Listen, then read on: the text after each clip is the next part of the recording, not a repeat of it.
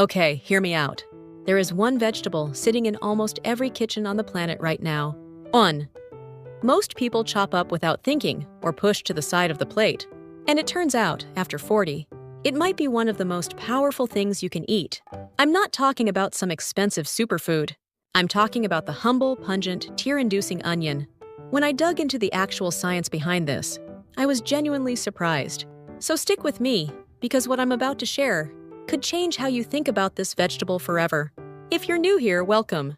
On this channel, we take real science, peer-reviewed studies, clinical data, the stuff that gets buried, and translate it into information you can actually use. And today's topic matters because once you cross 40, your body starts playing by a different set of rules. Metabolism shifts, cardiovascular risk climbs, inflammation becomes a bigger deal, hormones fluctuate.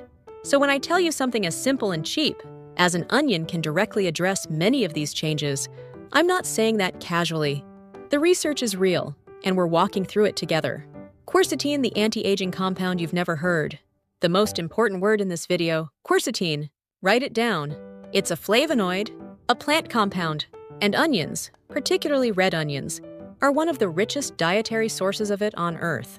Why does that matter after 40?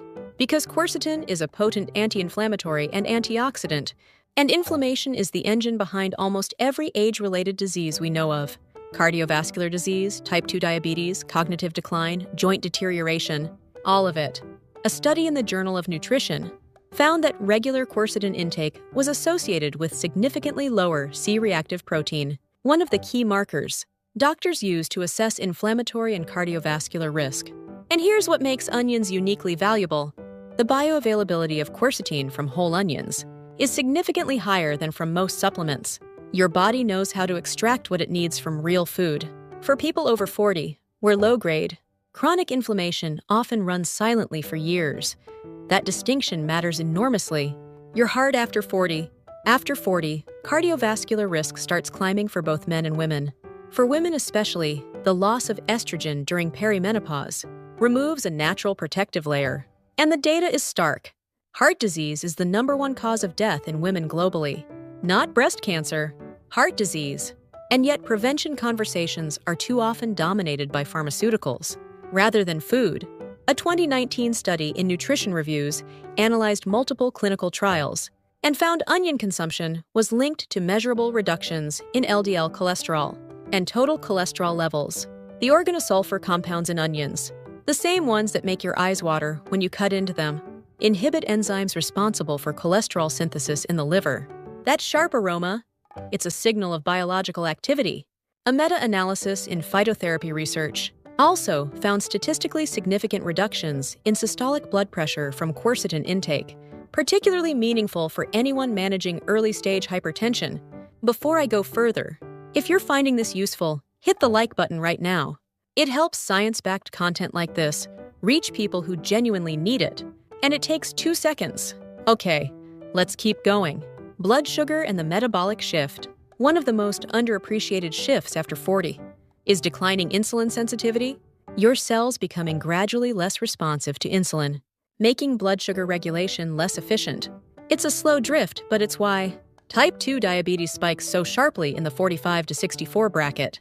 The International Diabetes Federation estimates 537 million adults are currently living with diabetes globally, with that number projected to hit 700 million by 2045.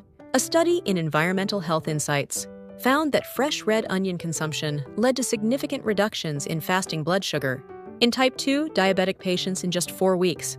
The mechanism involves chromium, which onions contain in meaningful amounts, and its direct role in enhancing insulin sensitivity at the cellular level. The prebiotic fiber in onions, specifically fructooligosaccharides, also slows glucose absorption in the gut. Lower glycemic response, less stress on a metabolic system that's already working harder than it used to. Bone density. I want to speak to women directly here for a moment. Though men, stay with me because bone loss affects you too. After menopause, women can lose up to 20% of bone density within 5 to 7 years. That's a cliff, not a slope. Osteoporosis affects an estimated 200 million women worldwide, and fractures from bone loss are a leading cause of disability in people over 50. A study in menopause The Journal of the North American Menopause Society found that women who consumed onions daily had significantly higher bone density than those who rarely ate them. The proposed mechanism? The antioxidant and anti-inflammatory compounds in onions reduce oxidative stress on bone tissue, one of the primary drivers of postmenopausal bone loss. Onions aren't a replacement for medical advice or calcium supplementation, but as a daily habit with a measurable, studied effect on bone health, the evidence is genuinely there. Your gut and your brain, one of the most exciting areas in modern medicine, is the gut-brain axis, the direct link between digestive health and brain function, mood and cognitive aging. Onions are a powerful prebiotic food, feeding beneficial bacteria like bifidobacterium and lactobacillus, associated with reduced inflammation and better mood regulation. After 40, gut microbiome diversity naturally declines, and that shift is increasingly linked to anxiety, depression risk, and accelerated cognitive aging. A 2021 review in Frontiers in Nutrition highlighted prebiotic-rich foods, including onions, as a practical intervention for aging populations. And on the cognitive front, early research in neuropharmacology suggests quercetin may help inhibit amyloid plaque accumulation, a hallmark of Alzheimer's disease. The research is still developing, but the direction is consistent and the implications are hard to ignore. How to actually do this? The practical part: you don't need to eat raw onions every morning. Raw preserves the most active compounds, but light sautéing, roasting, and pickling all retain significant benefits. Just avoid boiling them and discarding the water. That's where the nutrients end up. Half a medium onion a day is roughly the threshold, where the studied benefits begin. Chopped into eggs, tossed into a salad, stirred into soup, layered into a sandwich. Red and yellow onions carry the highest quercetin content, so opt for those over white when you can. And if raw sharpness puts you off, a 10-minute soak in cold water mellows the bite without stripping the beneficial compounds. Here's what gets me about all of this. We spend so much time and money searching for solutions to the challenges that come with aging. Expensive supplements, complicated protocols, and sometimes the answer is genuinely sitting in the $2 mesh bag at your local market. The onion has no marketing budget, no celebrity endorsement, just decades of research and a track record most supplements couldn't match. If you're over 40 or watching because someone you love is a parent, a partner, a friend, I hope this gives you something real to take away. Small, consistent choices compound over time. And sometimes the most powerful thing you can do is also the simplest. If this was valuable, please subscribe.